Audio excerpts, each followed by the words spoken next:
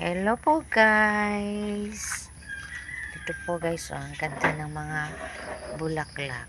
Ito po ay yung rainforest o yung tinatawag nila na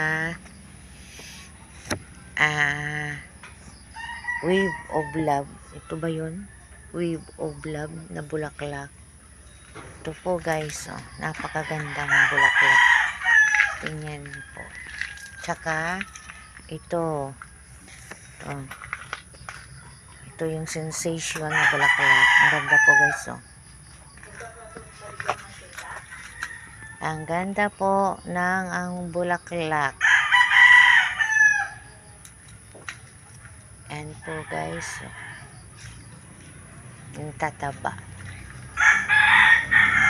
Ang tataba ng mga bulaklak. Lalo itong sensation,